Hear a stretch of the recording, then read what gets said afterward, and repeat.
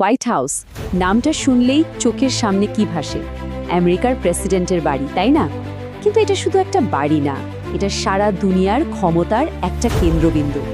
আচ্ছা, কখনো কি মনে হয়েছে এই যে বিশাল সাদা বাড়িটা, এটা কিভাবে একটা সাধারণ প্রায় খোলামেলা বাড়ি থেকে আজকের দিনে পৃথিবীর সবচেয়ে সুরক্ষিত একটা দুর্গে পরিণত হলো? চলুন আজকে এর ভেতরের অবিশ্বাস্য সিকিউরিটি লেয়ারগুলো এক এক করে খুলে দেখি। ভাবা যায় বলুন তো, এক সময় যেখানে যে কেউ প্রায় হেঁটে ঢুকে যেতে পারত, আর আজ সেখানে একটা বন্দুকের গুলিও এর নিরাপত্তা ভেদ করতে পারে না। এই যে দেখুন, 1842 সাল আর 2011 সাল, পার্থক্যটা তো আকাশ পাতাল। তো এই বিশাল বদলের পেছনের কারণটা কি? আসুন সেই গল্পটাই আজ জানা যায়। এই যে আধুনিক যুগের হুমকি, সেটা যে কতটা বাস্তব তার একটা জ্বলজ্জন্ত উদাহরণ হলো 2011 সালের এই ঘটনাটা। ওটেগা হার্নান্দেজ নামে একজন লোক, সে সোজা তার গাড়ি পার্ক করে হোয়াইট হাউসের দিকে গুলি চালাতে শুরু করে। ভাবুন একবার, তার টার্গেট ছিলেন স্বয়ং প্রেসিডেন্ট। কিন্তু প্রশ্ন হলো, হোয়াইট হাউসের সিকিউরিটি কি তাকে সেই সুযোগটা দিয়েছিল? এর উত্তরটা আমরা একটু পরেই খুঁজে বের করব।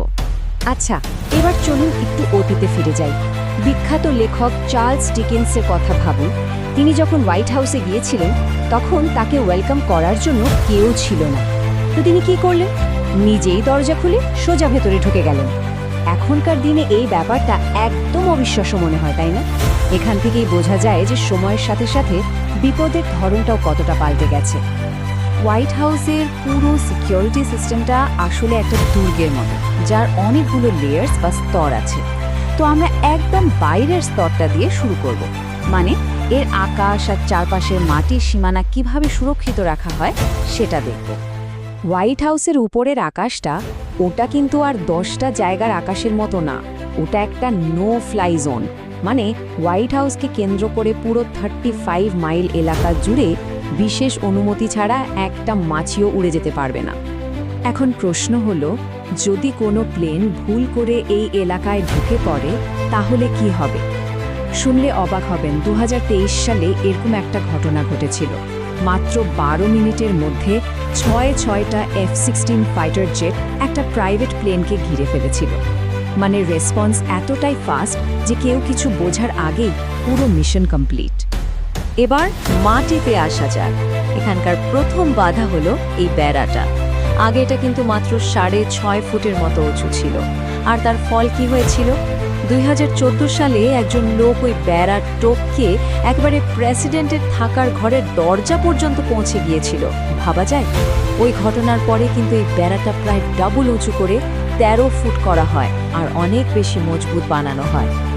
আর এই একটা মাত্র সিকিউরিটি আপগ্রেডের পেছনে খরচ কত হয়েছে জানেন? পুরো $64 মিলিয়ন। এই অঙ্কটা শুনলেই বোঝা যায় যে হোয়াইট হাউসকে সুরক্ষিত রাখার ব্যাপারে কোনো রকম কম্প্রোমাইজ করা হয় না। এটা আসলে শুধু একটা বেড়া না, এটা আধুনিক প্রযুক্তির একটা দারুণ উদাহরণ। আচ্ছা, বেড়া তো পার হলাম। এরপরই আসে হোয়াইট হাউসে সেই বিশাল লনটা। বাইরে থেকে দেখলে মনে হবে কি শান্ত সুন্দর একটা পার্ক, কিন্তু এই যে সবুজ ঘাস, এর নিচেই লুকিয়ে আছে সিকিউরিটির এক অদৃশ্য জাল। এই যে খোলা সবুজ ঘাসের লন, এটা আসলে একটা ফাঁদের মতো। খালি চোখে যা দেখা যায় না, সেটাই কিন্তু এর সবচেয়ে বড় শক্তি। তো প্রশ্ন হলো, কি আছে এর মাটির নিচে? এখানেই আসল চমক। পুরো লনটার নিচেই বিছানো আছে প্রেসার সেন্সর, মানে ঘাসের উপর পড়া প্রতিটি পায়ের ছাপ ডিটেক্ট করতে পারে। শুধু তাই না, সাথে আছে ইনফ্রারেড সেন্সর, যা দিন হোক বা রাত মানুষের শরীরের গরম ভাবটা ধরে ফেলে।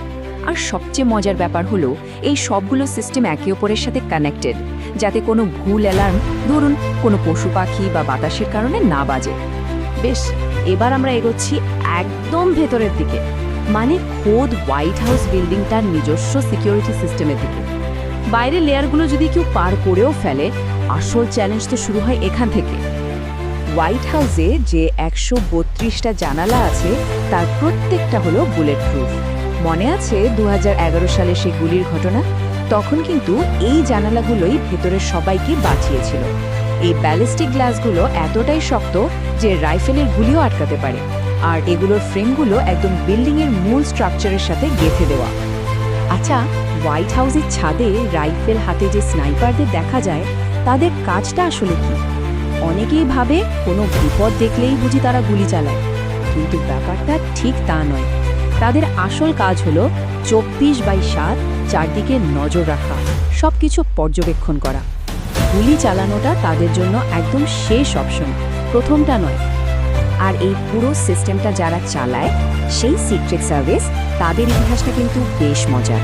জানেন, 1865 সালে যখন সিক্রেট সার্ভিস তৈরি হয়, তখন তাদের কাজ ছিল জাল টাকা ধরা, প্রেসিডেন্টের সিকিউরিটি দেওয়া নয়। ভাবা যায়? পরে 1901 সালে প্রেসিডেন্ট ম্যাকিনলিকে হত্যা করার পরেই তাদের দায়িত্বটা পুরোপুরি বদলে যায়। এবার ধরুন কেউ একজন কোনোভাবে সবগুলো বাধা পেরিয়ে বিল্ডিংয়ের একদম কাছে চলে এলো, তখন কি হবে? এখানেই আসে ডিফেন্সের শেষ আর সবচেয়ে শক্তিশালী কিছু স্তর। এই স্তরের একটা খুব গুরুত্বপূর্ণ অংশ হলো K9 ইউনিট, মানে ওদের বিশেষভাবে ট্রেন্ড করা কুকুরগুলো। এদের ক্ষমতাকে অনেক সময় হয়তো অতটা গুরুত্ব দেওয়া হয় না, কিন্তু এরা অবিশ্বাস্য রকমের ফাস্ট আর এফেক্টিভ। এগুলো কিন্তু কোনো সাধারণ কুকুর না, এরা হলো বেলজিয়ান ম্যালিনোয়া। এরা ঘন্টায় 30 মাইল স্পিডে দৌড়াতে পারে, যে কোনো বিস্ফোরক শুকে বের করে ফেলতে পারে, এমনকি মানুষের অ্যাটিটিউড আর আগ্রেশনও বুঝতে পারে। এদের হাত থেকে পালানো বলতে গেলে প্রায় অসম্ভব। আর এর পরেও যদি পরিস্থিতি নিয়ন্ত্রণের বাইরে চলে যায়, তাহলে তখন আছে একদম ফাইনাল সলিউশন। হোয়াইট হাউসের অনেক গভীরে রয়েছে সেই বিখ্যাত বাংকারটা, যেটার কথা প্রথমবার সবাই জানতে পারে 9/11 অ্যাটাকের সময়। এই বাংকারটা কোনো সাধারণ আশ্রয়কেন্দ্র না, এটা এমনভাবে তৈরি যে ওয়াশিংটন ডিসিতে যদি সরাসরি নিউক্লিয়ার অ্যাটাকও হয়, তারও প্রেসিডেন্ট সুরক্ষিত থাকবেন। এর ভেতরে আছে হাইটেক কমিউনিকেশন সিস্টেম, যাতে যে কোনো পরিস্থিতিতেই দেশ চালানোর কাজটা বন্ধ না হয়। তো আমরা ফিজিক্যাল আর টেকনোলজিক্যাল প্রায় সব ধরনের সিকিউরিটি লেয়ারই দেখলাম, কিন্তু হোয়াইট হাউসের সবচেয়ে শক্তিশালী ডিফেন্স সিস্টেমটা হয়তো চোখে দেখাই যায় না। আসল ব্যাপারটা হলো সাইকোলজি। হোয়াইট হাউসের সিকিউরিটি সিস্টেমের মূল শক্তিদায়ী হলো এর মনস্তাত্ত্বিক প্রভাব।